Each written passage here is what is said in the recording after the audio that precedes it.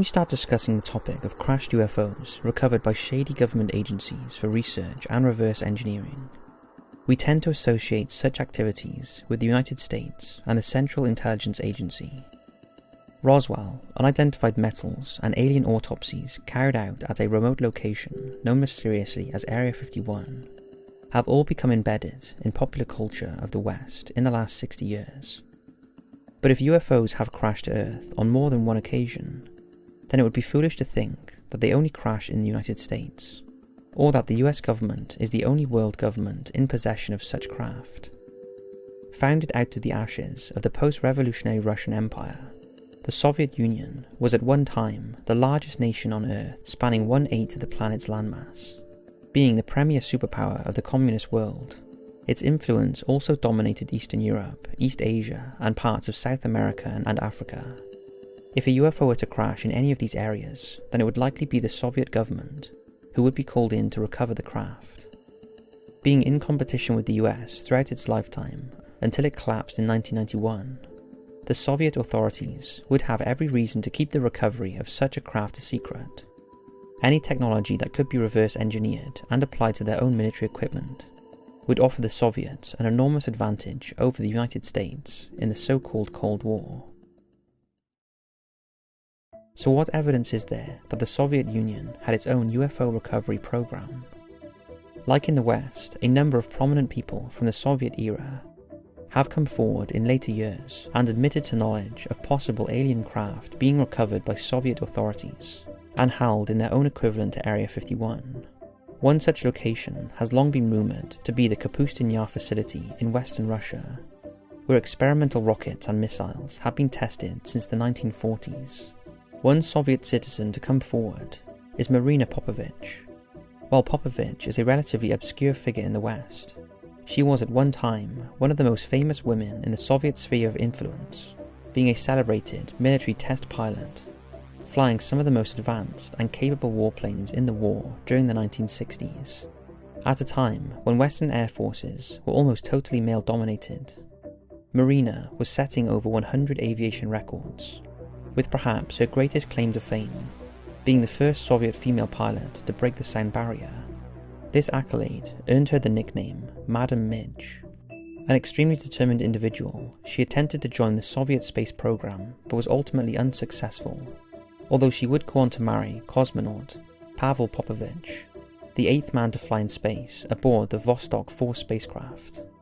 Despite this setback, she continued to break aviation records, joining the Antonov Design Bureau, where she flew some of the largest aircraft ever manufactured in the world, such as the enormous AN-22 transporter.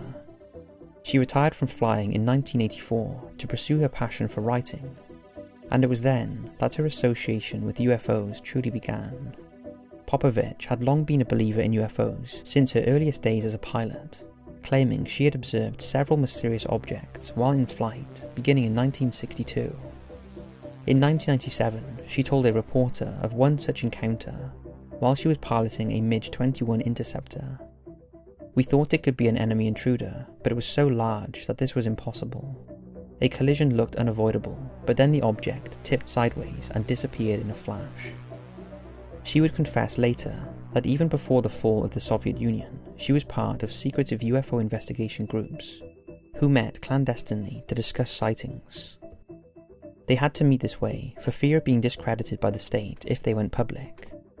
After the fall of the Soviet Union, witnesses suddenly felt free to come forward with their sightings, and this began the more formal stage of her research. Popovich claims that she was made aware of around 3,000 UFO sightings made by military and civilian pilots during the Soviet era.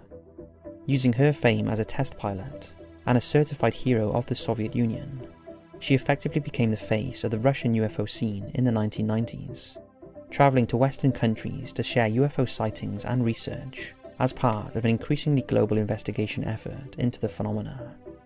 But her experience as tough and level-headed test pilot meant that she accepted nothing at face value and would probe every sighting thoroughly in order to weed out cases of misidentification.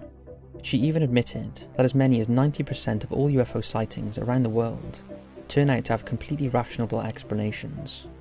allowing her and her associates to focus on the remaining 10% that don't.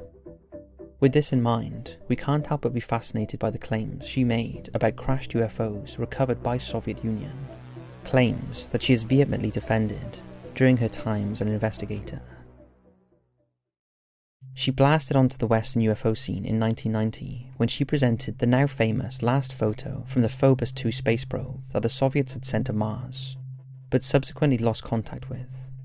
The image appeared to show a large cigar-shaped object approaching the probe just before contact was lost completely. Many have speculated that the probe was attacked by an alien craft or even an experimental American interplanetary weapons system, while others believe it was simply a computer malfunction. Either way, it was curious how many probes have malfunctioned approaching the Martian moon, and it will be interesting to see what happens when the International Martian Moon Exploration Probe arrives there in 2025. Since then, she has repeatedly made clear her belief that the Soviet, and now the Russian authorities, have either pieces of crashed UFOs, or possibly larger intact ones. She claims that her research had uncovered evidence of no less than 5 UFO crash sites in the Soviet Union, including one that caused the famous Tunguska explosion of 1908, in which a 10 megaton explosion flattened 2,000 kilometers of Serbian forest.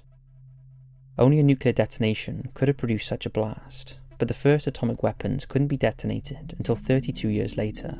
If true, what is especially fascinating is that the blast occurred during the times of the Russian Tsar, before the rise of the Communist Party and the Soviet Union. One can't help but wonder if the last Tsar of Russia, Nicholas II, was the first world leader to have pieces of a UFO come into his possession.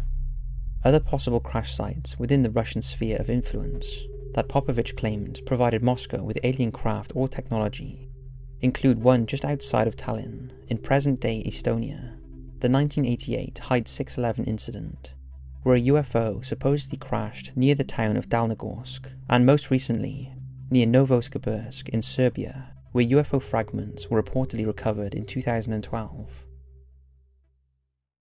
Perhaps one of her more startling claims was that while the US may have worked on building advanced aircraft using recovered UFO technology, the Soviet Union were looking at using UFO technology for genetic engineering purposes to produce superior soldiers.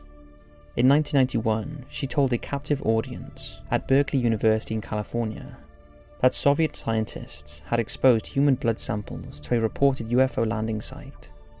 Upon studying the samples later, they found the blood samples had undergone chemical changes, and that from this experiment they looked into making some kind of alien, or at least alien tech/human hybrid.